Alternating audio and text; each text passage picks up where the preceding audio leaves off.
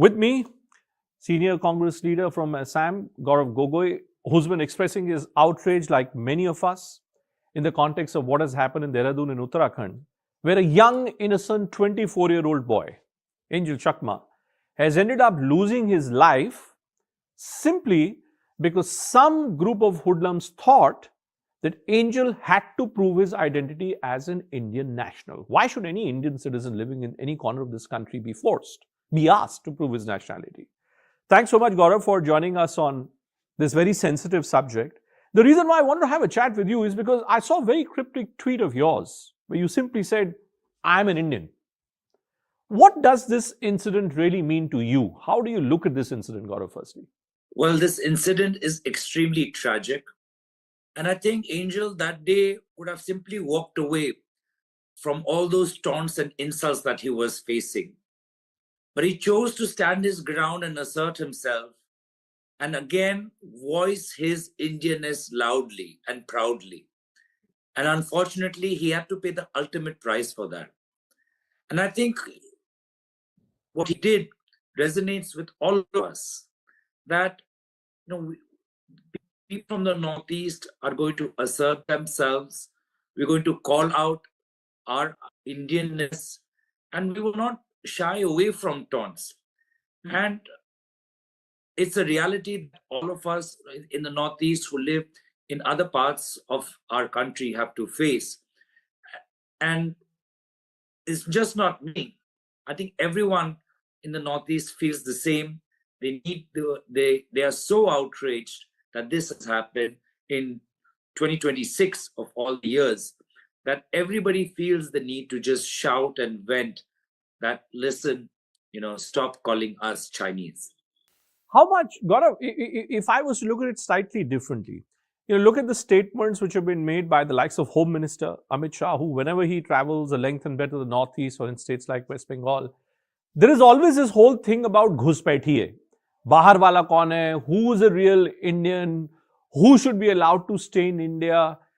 Do you think somewhere is this entire narrative of who really is an Indian, how you look, forget the passport or Aadhaar card business, how you look, where you come from, do you think it is emboldening a broad section of people who otherwise are pure hooligans to indulge in these kind of activities, in these kind of instances, and other law enforcement agencies simply looking the other way?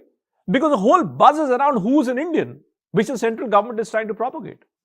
Well, when you say who is an Indian and what does India represent, I think the person who's really driving this mindset is not Home Minister Amit Shah, but Prime Minister Narendra Modi. And I think when they talk about one India, it often points to one identity. And in that identity, I think the Northeast and many parts of Indian identity are excluded. And I think that's where the exclusion happens. When you talk of one India, one language, one religion, I think it just excludes many religions which are part of India, many tribes who have their own identity as apart from being just a Hindu. I think this othering, that only one set of characteristics means Indianness and everything else that falls outside that bracket is the other. I think one needs to be careful when we talk about one India without talking about the diversities in terms of our facial features, in terms of our languages, eating habits. All of that makes up India. Our composite culture makes up India.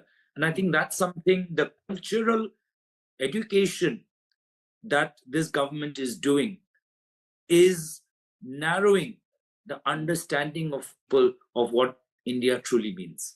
Is that the fundamental reason you would say why repeatedly?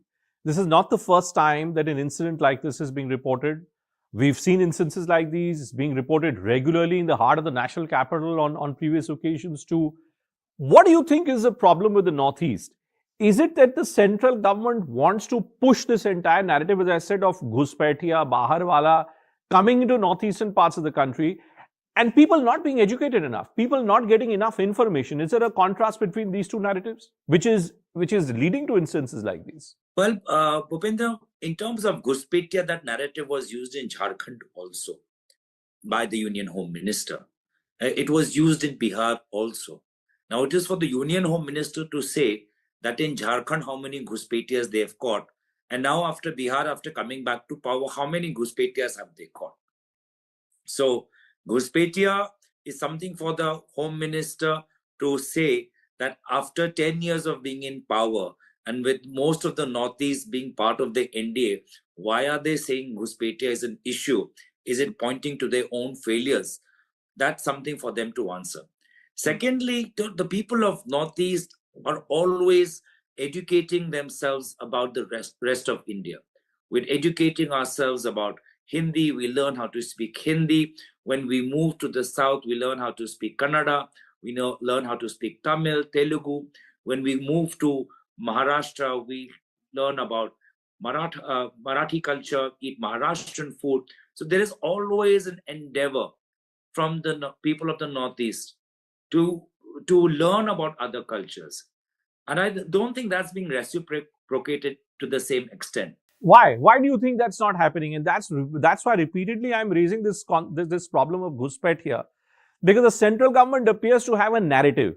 Whether it's the chief minister of your state in Assam or the central authorities, I always find that when it comes to the northeastern states, the word which is being used is that this is the territory which is being dominated by Ghuspetias. Is that the reason why educational awareness of the rest of the country about northeastern states is not happening? I remember,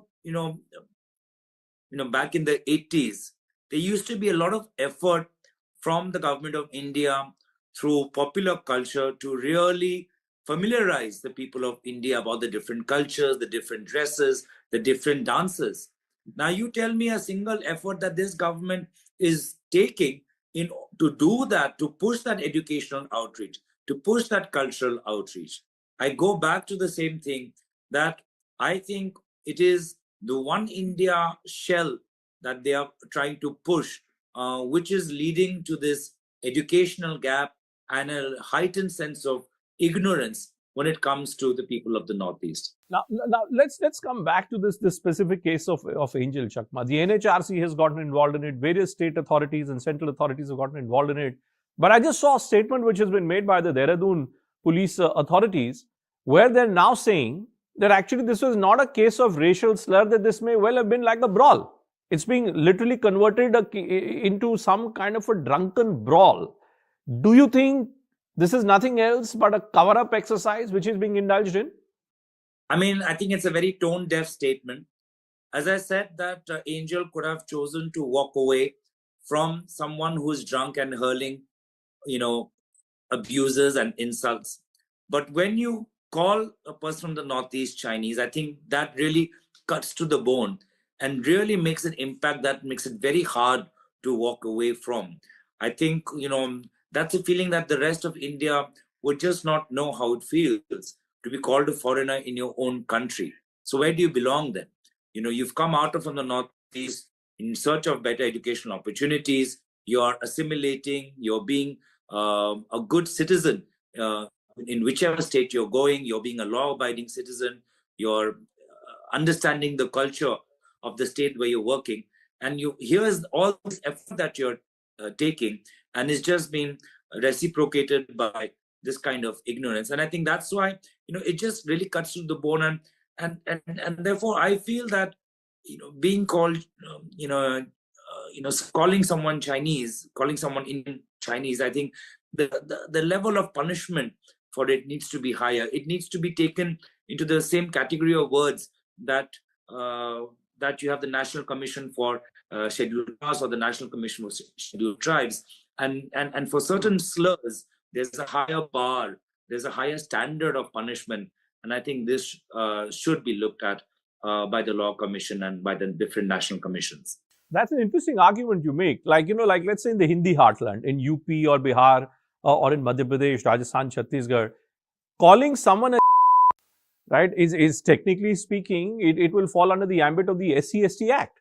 And there are some very, very harsh provisions around that. Are you suggesting that something similar should be done in cases like these where people coming from the northeastern states are looked at in a certain way or describe certain slurs in a certain way? I think Angel Chakma's case should be the case where the word Chinese, the slur Chinese, and the way it's used should feature and should attract the same punishment that calling someone in North India by the word that you use should attract the same punishment. This should be the benchmark case, and that's why while we are glad for the debates, we're really looking forward to the courts for a fast track justice, and we're really looking to the Union Home Ministry for elevating the punishment for calling someone Chinese.